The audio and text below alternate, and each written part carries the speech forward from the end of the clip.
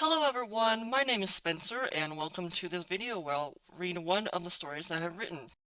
I hope you like the story that I'm telling you today, and yeah, without further ado, let's get into it.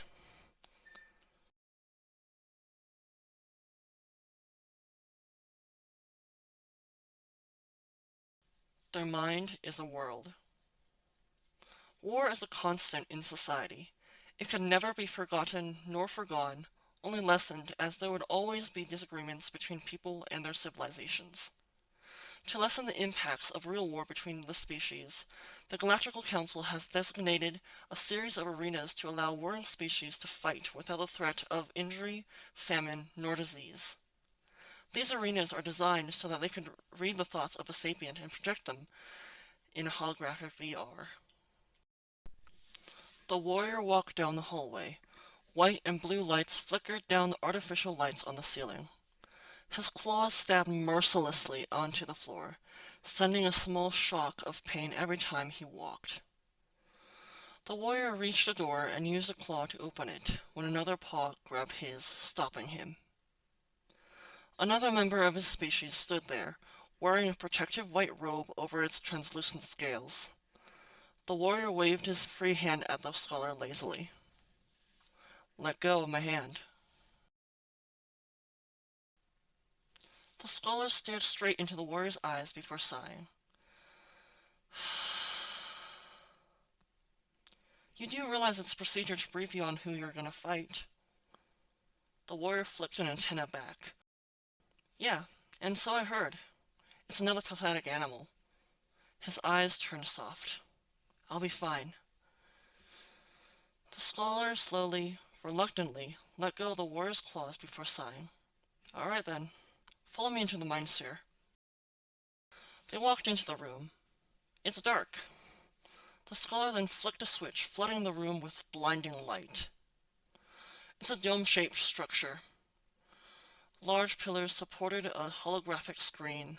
Wires and electrodes hung from it like large spiderwebs.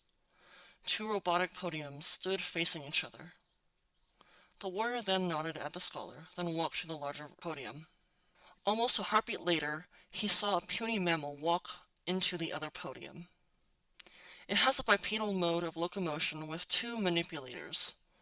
Artificial skin and scales hung off its gaunt yet muscular body. Another mammal in a white coat grabbed the wires hanging on the ceiling and pasted them on the creature's head. The scholar that followed him into the room did the same. A mechanical voice filled the room. "Initiating holograms. Integrating minds. Integration complete." The warrior closed his eyes and focused on the fight. Talagor opened his eyes and took in his surroundings. It is black, all black with no light to grace the desolate landscape. Talagor summoned a plasma shooter in one hand and a torch in another, and took a cautious step forward. The torch shed a small sliver of light, a small calming comfort in the shifting sea that is its mind. Who are you? What do you want?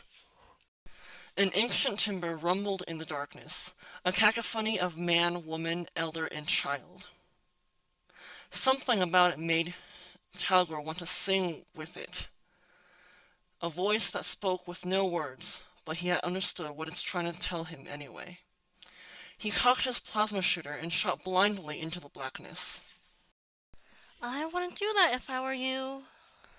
The musical voice startled him, and Talgor spun around, shifting the plasma gun into a handheld cannon, and pointed it at the voice behind him. He cracked his eyes open only for them to fling open in surprise. Power flowed off the being like waves in a raging ocean. Her steps are light and breezy like the wind had came and made her its vessel. One soft paw held in raging wildfire, and the other held a blue ribbon of a river. Plants wound around her shoulders like a green shawl, and her eyes are closed like she was asleep. Talgor felt his mouth dry, his words coated in sand and chalk. "What do you mean?" The being smiled. You won't want to wake my brothers. The ancient timber came back, giving the being's voice an extra echo. Brothers? The being's smile grew wider, sharper. If Talgor could see her eyes, he would wish for a quick death. Why, yes, of course. I'm merely a drop in my master's mind. A powerful drop, maybe, but a drop nevertheless. You do not want to see the rest of them. Talgor felt it, something behind him, something as wild as it is primal. He spun around, throwing his torch as far as he can, and landed a few claw lengths in front of him. The fire from the torch illuminated a face. The eye of the creature is wild, searching. It bared his teeth at him and growled. After a while of staring, the skin and fur of the creature sloughed off, revealing a sickly white skeleton. He heard the tisk, tisk, tisk of the being behind him. Don't say I didn't warn you. The being shook its head before she used the fire to chase the darkness away. The darkness melted away slowly as if it wanted to cling to the landscape for a while longer. When it melted away fully, the world was gray. Then, color slowly came in.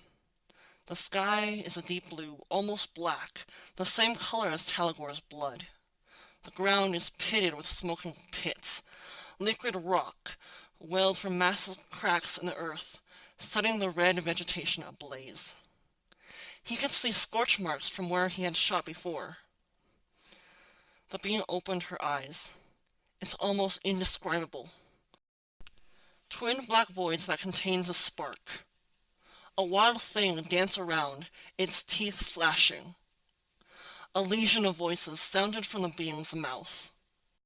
I have warned you not to look, but you did anyway. I tried to befriend you, but you responded with teeth. And so I respond with mine. The mist behind the being melted away. A serpent flew in the sky, the large sword-like claws slashing the air. Red droplets started to fall from the pink clouds, and a pack of wolves pounded past.